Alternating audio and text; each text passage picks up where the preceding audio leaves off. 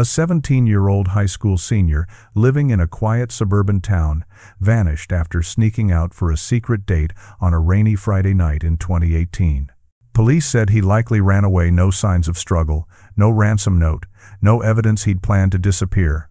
But his phone, wallet, and bike were found less than a mile from where he was last seen.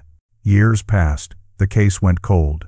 Then, 4 years later, a former classmate broke down during an unrelated interview describing a detail from that night that had never been reported. And what she remembered redefined the moment he vanished. By all accounts, Ethan Cole was the kind of boy who faded into the background by choice, not because he was invisible, but because he preferred it that way. On weekday mornings, he left his house at exactly 7:32 a.m. Backpack slung over one shoulder, hood pulled halfway up, even in good weather. Neighbors waved. He nodded. Nothing about him suggested trouble. Nothing about him hinted that one rainy Friday night he would vanish. Ethan was 17, a senior at Ridgeway High, the kind of school where teachers knew siblings by last name and football games doubled as social events. He had decent grades, a part-time job at a hardware store, and no disciplinary record. His mother liked to say he was old-fashioned, the type who called when he'd be late and always locked the door behind him. His father trusted him completely, too completely, some would later say. At home, Ethan was quiet but present. Dinner conversations were short, practical. College applications, gas money, weekend shifts. His bedroom was neat in a way that suggested control rather than care. Bed made tight, desk cleared nightly. Phone always face down. The only hint of personality was a corkboard above his desk, filled with movie stubs and handwritten quotes. One note, tucked in the corner, simply read, "Friday." No one asked what it meant. At school, Ethan floated between groups. He wasn't popular, but he wasn't alone either. Friends described him as thoughtful, a good listener. He remembered things, one classmate later said, like stuff you didn't think mattered. But even among friends, there were walls. Ethan didn't talk about crushes, didn't post much online. His social media looked frozen in time, group photos from sophomore year, nothing recent, comments disabled. What no one realized was how much of his life had slipped quietly into his phone. In the weeks before he disappeared, Ethan had begun texting someone new. The messages were frequent, but carefully hidden, notifications silenced, chat archived, screen locked within seconds. He never mentioned the name out loud. When friends joked about dates, he smiled and changed the subject. When his mother asked why he seemed distracted, he said it was school stress. The truth was simpler and more dangerous. On the afternoon of March 16th, a Friday, rain clouds gathered low over the town. The kind of rain that muted sound and blurred streetlights into soft halos. Ethan came home from school, ate dinner with his parents, and went to his room. At 9:41 p.m., he emerged wearing a dark hoodie and sneakers. "Just going for a walk," he said casually, already reaching for the door. His mother glanced up from the couch. "In this weather? I won't be long." He didn't take his jacket. He didn't take his bike helmet. He didn't mention where he was going or who he was meeting. The door clicked shut behind him, and the house settled back into its familiar quiet. That was the last time his parents ever saw him. Outside, rain tapped steadily against the pavement as Ethan walked down Maple Street, hands in his pockets, phone vibrating once then stopping. A message read, "I'm here." He slowed his pace, heart thudding harder than he expected.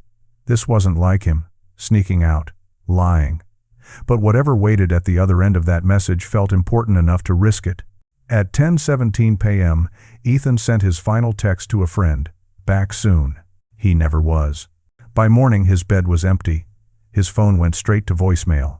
And the boy everyone thought they knew had disappeared, leaving behind only questions and a single word pinned above his desk that no one could explain. Friday. The rain grew heavier as the night stretched on, soaking the sidewalks and washing the town into silence. By 10:30 p.m., Maple Street was empty, porch lights glowing faintly, gutters overflowing, the steady hiss of water filling the air. Somewhere beneath that sound, Ethan Cole was walking faster than he meant to, glancing down at his phone every few steps, as if afraid the screen might go dark forever. The meeting point, according to his messages, was the old Riverside Park, closed after dusk, half forgotten by the town. It sat just beyond a short underpass, a place teenagers avoided at night unless they had a reason. Ethan had been there once or twice as a kid. It hadn't scared him then. Tonight, though, something felt different. The air was colder near the river. The streetlights flickered. At 10:42 p.m., a jogger passed through the park's entrance and later told police he noticed a boy standing near the benches, hood up, phone in hand. Looked like he was waiting, the jogger said, like he expected someone. That description matched Ethan exactly. Minutes later, Ethan's phone buzzed again. "Why are you standing so far back? Come closer."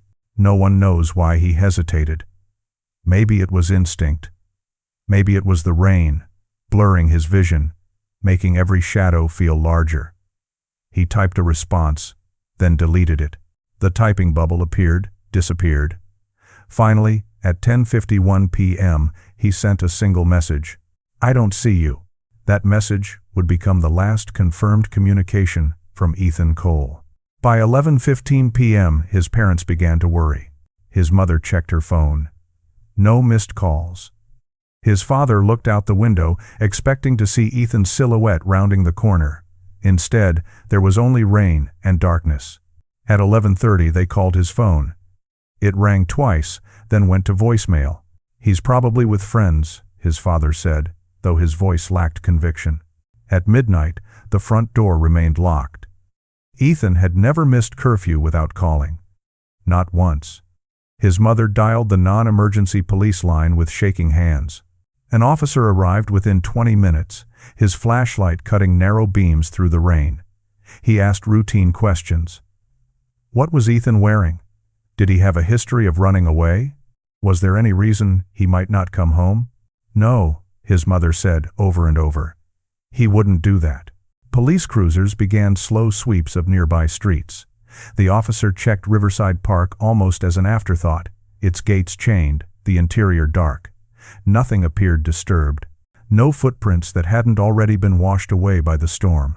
At 2:13 a.m., a patrol officer noticed something unusual near the underpass. A bike. It was Ethan's, no doubt about it. Same scratched frame, same loose reflector on the back tire. It was lying on its side against the concrete wall, chain intact, no visible damage. But there was something wrong. The bike was facing toward Ethan's house. Not toward the park. Not toward the road he would have taken if he'd been riding away. Toward home. Police marked the spot and took photos as rain pooled beneath the tires. There were no signs of a struggle. No blood. No broken phone. Just the bike abandoned, as if Ethan had set it down deliberately and walked off. By dawn, word spread quickly. Texts lit up group chats. Teachers arrived at school already whispering. Friends gathered in small, frightened knots, replaying the last time they'd seen him. One remembered Ethan checking his phone nervously during last period. Another recalled him leaving without his usual goodbye. Search efforts escalated with the sunrise. Dogs traced his scent from the bike to the edge of the park, then lost it completely near the riverbank. Helicopters scanned muddy trails. Volunteers called his name into the trees. Nothing answered back. By late afternoon, police released a preliminary statement suggesting Ethan may have left voluntarily. No evidence of foul play, no confirmed suspects. Just a boy, a bike, and a night soaked clean of answers. But as detectives cataloged his belongings, one detail stood out: quiet, unsettling, and easy to miss. Ethan's phone hadn't been dropped. It had been turned off. And someone had taken the time to place it carefully beneath the park bench, screen facing down, waiting to be found. By the third day, the rain was gone, but the silence it left behind felt heavier. Riverside Park no longer looked like a place where a teenager might meet someone in secret. It looked like a crime scene. Yellow tape fluttered between trees. Volunteers in mismatched rain boots and hoodies formed slow-moving lines, eyes fixed on the ground as if answers might rise from the mud. Deputies stood nearby, radios crackling, their faces set in the careful neutrality of people trained not to hope too much. Nothing about the search unfolded the way it should have. The dogs were brought in first, 2 German shepherds trained to follow human scent. They circled the underpass, noses pressed low, tails stiff. When they reached Ethan's bike, both dogs reacted immediately, pulling hard toward the park entrance. Search leaders exchanged looks. This was good. This meant direction. But then, just steps from the riverbank, the dogs stopped. One sat down abruptly. The other began circling in tight, confused loops, whining softly. Handlers tried again. Same result. The scent ended, not faded, not dispersed, just gone. It was like he stepped into thin air, one handler later said. Police leaned harder into the runaway theory after that. Teenagers left. It happened. Maybe Ethan had arranged a ride. Maybe he wanted out. Maybe the secrecy meant trouble at home no one wanted to admit. The explanation was neat, convenient, and deeply unsatisfying. Because runaways didn't usually leave their phone behind, detectives recovered Ethan's device from beneath the park bench later that afternoon. It was dry, shielded from the rain, positioned carefully near the center support, almost hidden but not quite. The battery was still at 40%. No cracks, no damage. Someone had powered it down manually. Inside the phone, they found little, too little. Recent messages were missing, entire threads erased. Call logs wiped clean after 10:51 p.m. Social media apps showed no activity after that time. To investigators, it looked deliberate. To Ethan's parents, it felt impossible. He wouldn't do that, his mother insisted during interviews, her voice hoarse. He was careful, he didn't hide things like that. But someone had. At school, rumors filled the gaps left by facts. Some said Ethan had been dealing drugs. Others whispered about a fight with an older man. A few claimed he'd been seeing someone online, someone no one knew. Teachers tried to shut it down, but fear travels faster than reason. Every theory stuck because nothing replaced it. Detectives questioned Ethan's closest friends. One by one, they described the same boy, quiet, cautious, anxious about the future. None mentioned enemies, none mentioned trouble. But when police asked about dating, the room always shifted. He said he wasn't seeing anyone, one friend said. But it felt rehearsed. Investigators turned back to the phone, sending it to a digital forensics unit.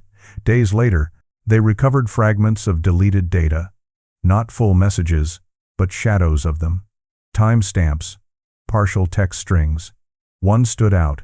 To meet you near the rest was gone. No name, no number, no profile photo attached. Phone company records showed Ethan had been texting a prepaid number registered out of state. The line had been activated less than a month earlier. After the night he disappeared, it went permanently dark. When detectives informed the family, hope and dread collided. Someone else had been there, someone intentional, someone careful enough not to leave themselves behind. Still, there was no evidence of violence, no witnesses who saw a struggle. No camera footage beyond blurry shapes under the underpass, too grainy to identify, too distant to confirm anything at all. After 2 weeks, the search scaled back. Volunteers stopped coming. Helicopters disappeared from the sky. News vans packed up and moved on. Officially, Ethan Cole was listed as a missing person, no longer an active emergency. Unofficially, the town decided he was gone. But one detective didn't buy it. Detective Laura Mendel had worked disappearances before. Most followed patterns, money withdrawn, rides arranged, digital trails leading somewhere else. Ethan's case did not. Everything about it felt staged, like pieces placed just convincingly enough to discourage deeper questions. Late one night, she stared at a map of the park, tracing Ethan's likely path with her finger. Bike location, bench, river, underpass. Something bothered her. If Ethan had been meeting someone, why choose a closed park in the rain? If he'd planned to run, why leave behind everything he'd need? And if this was an ambush, why leave no trace at all? As she reviewed the file again, one overlooked detail surfaced, a statement taken early, almost dismissed, from a student who hadn't wanted to give their name publicly. Someone who claimed they'd seen Ethan that night, but had assumed it didn't matter? 4 years later, that assumption would change everything. Time didn't heal what happened to Ethan Cole. It just buried it under routine. By the 4th anniversary of his disappearance, Ridgway barely spoke his name out loud. New students walked the halls unaware that one locker had once been his. Teachers who remembered him retired or transferred. Riverside Park reopened with fresh paint and new benches, its past quietly erased beneath layers of normalcy. But inside the Cole household, time stood still. Ethan's room remained untouched. His mother dusted around his things without moving them, his hoodie still hanging on the back of the chair, faintly smelling of detergent and something metallic, like rain. His father stopped going into the room altogether. At night, they still listened for footsteps that never came. Every year, the police sent the same letter. No new leads. Case remains open. 4 years of silence can change the shape of grief. At first, it screams, then it whispers. Eventually, it settles into something heavier, an ache that lives behind the ribs. Ethan's parents learned not to flinch when the phone rang late, learned not to hope when strangers asked questions. And yet, somewhere in town, someone had never stopped thinking about that night. Her name was Lily Harper. Lily had been a junior when Ethan vanished. They weren't close friends, not officially. Same English class, a few shared group projects. She remembered him as polite, quiet, the kind of boy who listened more than he spoke. After graduation, she left Ridgway and tried not to look back. But memory doesn't ask permission. In the spring of 2022, Lily participated in a recorded interview for a college research project about unresolved missing persons cases. It was meant to be academic, detached. When the interviewer mentioned Ethan's name, Lily froze. Her hands began to shake. She asked for the camera to be turned off. What followed wasn't polished or rehearsed. It came out in fragments, apologies, half-sentences, long pauses filled with breath. She told them she hadn't come forward before because she hadn't been sure, because she'd convinced herself it was nothing, because everyone else seemed so certain it didn't matter, but it had. On the night Ethan disappeared, Lily had been driving home late from her cousin's house. The rain was heavy, visibility poor. As she approached Riverside Park, her headlights caught something that made her slow down. A figure near the entrance. At first, she thought it was just someone waiting out the rain. Then she recognized the posture, the slight hunch, the way the hood sat unevenly. It was Ethan. But he wasn't alone. There was someone else near him, just beyond the reach of the streetlight, taller, standing too still. Not facing Lily's car, facing Ethan. She remembered thinking it looked like an argument paused mid-sentence, or like one person waiting for permission. The moment lasted seconds. A car behind her honked. Lily drove on. She told herself she'd imagined it. That the shadows had played tricks. That if something were wrong, someone else would have noticed. When the news broke the next morning, her stomach dropped, but fear kept her quiet. What if she was wrong? What if she made things worse? For 4 years, Lily carried that image with her. And the guilt. When detectives recontacted her after the interview, the case cracked open like it had been waiting. Lily gave a full statement this time, voice trembling as she described details she hadn't allowed herself to think about: the way the second figure's shoes reflected light, the unnatural stillness, the distance between them. Investigators compared her timeline with existing evidence. It fit too well. Her sighting placed Ethan exactly where the dogs lost his scent. Exactly when his phone went dark. Exactly where no cameras could see clearly. And for the first time since the night he vanished, the official narrative shifted. Ethan Cole hadn't walked into the darkness alone. The silence that followed wasn't empty anymore. It was watching back. The past doesn't stay buried once someone is brave enough to point at it. When Lily Harper's statement entered the case file, Detective Mendel reopened everything: maps, timelines, digital logs, this time with one critical change. Ethan hadn't been waiting alone. That single shift transformed the park from a dead end into a crossroads. Investigators brought Lily back to Riverside Park on a gray April morning. The trees were taller now, the paths cleaner, but Lily stopped at the entrance without hesitation. "Right there," she said quietly, pointing just beyond the first bench. "That's where Ethan was standing." "And the other person?" Mendel asked. Lily hesitated, then stepped closer to the edge of the light. "There. Just out of it. like they didn't want to be seen. That detail mattered more than anything else. Someone had chosen the shadows deliberately. Phone records were re-examined with fresh urgency. Analysts reconstructed the deleted messages more aggressively, cross-referencing server pings and time delays. One fragment, previously dismissed as corrupted data, suddenly made sense when paired with Lily's timeline. "Don't bring your bike." Ethan had ignored it, which explained why the bike had been left behind, set down, not thrown. A negotiation, not a panic. Something had changed after he arrived. Police theorized the meeting hadn't gone as planned. Perhaps Ethan expected someone his own age. Perhaps the person who showed up wasn't who had been texting him. Grooming was considered quietly, carefully, an older individual establishing trust through secrecy, choosing a location with poor visibility and no witnesses. But there was another possibility investigators couldn't shake. What if the meeting had never been romantic at all? A classmate came forward months later, anonymously, claiming Ethan had been worried in the weeks before he vanished, not excited. He'd asked strange questions about how long phone companies kept records, about whether messages could be traced if deleted. That wasn't teenage romance behavior. That was fear. Search teams returned to the riverbank with new equipment, scanning areas previously deemed clear. They found nothing definitive, no remains, no clothing, but sonar picked up disturbances along the embankment inconsistent with natural erosion. Enough to raise questions, not enough to answer them. The second figure, Lily described, was never identified. No matching phone numbers. No confirmed camera footage. No witnesses willing or able to remember more. And yet, the case could no longer be dismissed as a runaway. Ethan Cole hadn't disappeared. He'd been removed. In the end,